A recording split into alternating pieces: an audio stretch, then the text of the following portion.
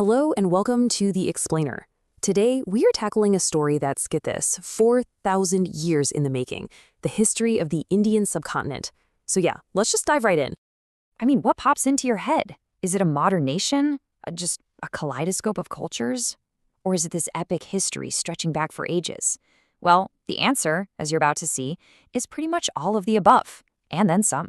It's this amazing story of continuity and constant change. Thousands of years ago, ancient texts like the Vishnu Purana had this really poetic and powerful way of defining the subcontinent. It wasn't just, a chunk of land on a map.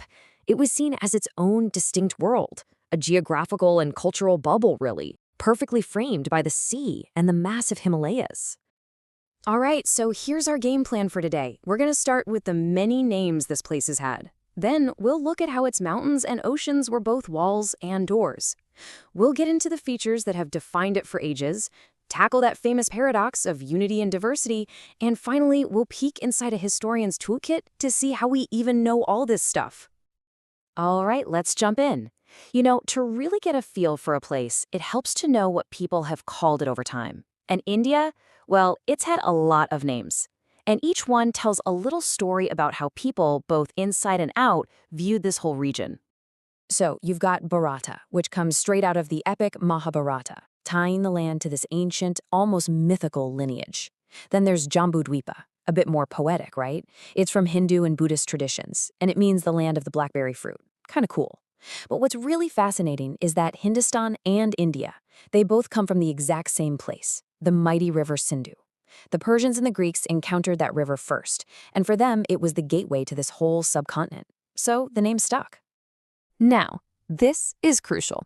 To really get Indian history, you have to stop thinking of its geography as just a pretty backdrop. No, it's an active character in the story. Seriously, the landscape itself literally shaped everything, from where civilizations first popped up to the exact routes invaders would take. Just look at the Himalayas. On one hand, they're this massive wall, right? Shielding the subcontinent from those freezing winds out of Central Asia. And of course, a whole lot of would-be invaders. But, and this is just as important, their melting snows are what gave birth to the huge rivers of the north. And those rivers created these incredibly fertile plains, the perfect cradle for early civilizations like the Indus Valley to flourish. And right there, you see this fundamental paradox, this two-sided coin of Indian history. The very things that protected the subcontinent, those huge mountains and vast oceans, were also its biggest vulnerabilities. They were gateways for amazing trade and cultural exchange, for sure, but they were also the highways for wave after wave of invaders, from the Greeks and Persians all the way to the Turks and later the Europeans. So, how did this unique geography end up forging such a unique civilization? Well, let's break down some of the core features that have really defined Indian history from the get-go. Okay, first up, and this one is mind-blowing, is its sheer continuity. 4,000 years. Just let that sink in for a second. While massive empires were rising and crumbling all over the world, this distinct cultural thread right here just kept going.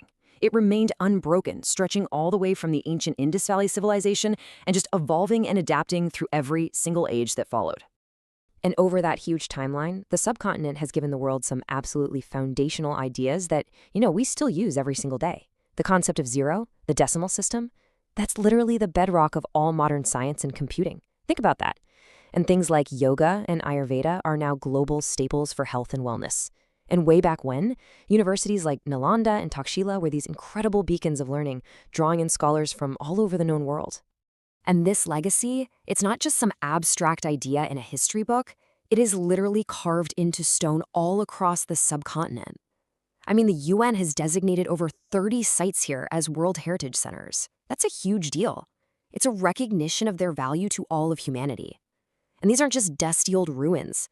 They are living, breathing testaments to thousands of years of artistic and cultural genius.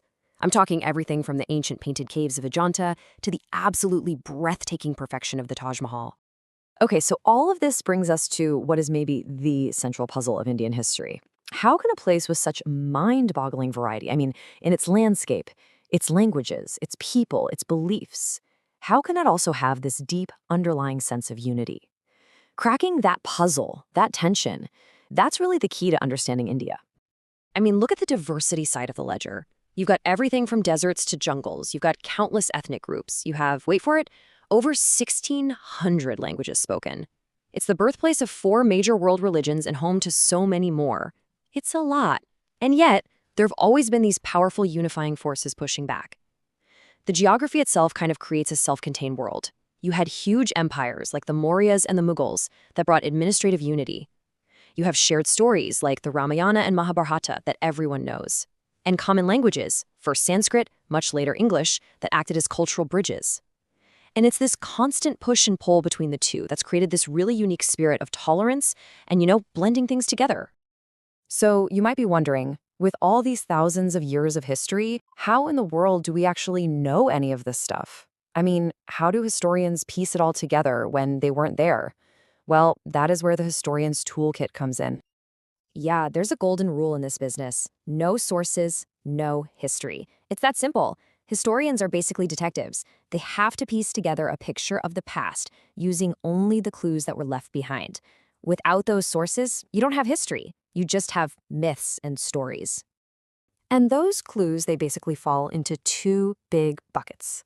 First, you've got your archaeological sources. This is the physical stuff people left behind. So think monuments, tools, the pottery they used, the coins they spent, all that tangible evidence. And the second bucket, that's your literary sources. This is everything people wrote down. We're talking sacred texts, biographies of kings, scientific works, and even the super detailed accounts of foreign travelers. Okay, let's take a specific tool, like numismatics. Now, that's just a fancy word for the study of coins. It might sound kind of niche, but it is absolutely fascinating. Just one coin can tell you so much. It can tell you the name of the ruler, it can give you clues about the economy based on what metal it's made of, you can figure out the official religion from the symbols on it, and you can even get a sense of how big an empire was if you find its coins hundreds of miles from where they were minted. It's amazing. Then there's epigraphy, the study of inscriptions. This is even more direct. We're talking about messages literally carved into stone, pillars, and metal plates. And because they were often made right when the events were happening, they're considered super reliable. I mean, the famous rock edicts of Emperor Ashoka from way back in the 3rd century BCE, that's him, in his own words, telling us about how he ran his empire and his whole philosophy of nonviolence. It's a direct line to the past. And finally, of course, you have the written records that really provide the story, the narrative. You've got indigenous sources, things like the Vedas, which give us this incredible window into ancient spiritual life, or a political playbook like the Arthashastra that details how to run a state. But just as vital are the accounts from outsiders, people like the Greek ambassador Megasthenes or the Chinese pilgrim Huyen Sung. They left these incredibly detailed diaries that are like snapshots in time. They describe the society, the government, the culture, everything they saw with their own eyes. So what have we seen? We've seen a history defined by this incredible continuity, this ability to absorb new ideas, and this remarkable talent for creating unity out of just immense diversity. So after 4,000 years of evolution, the real question is this. As India moves into the future, what's going to define its next chapter? Will it be the powerful pull of its ancient past, or will it be its proven capacity for constant change? Something to think about. Thanks for joining me on The Explainer.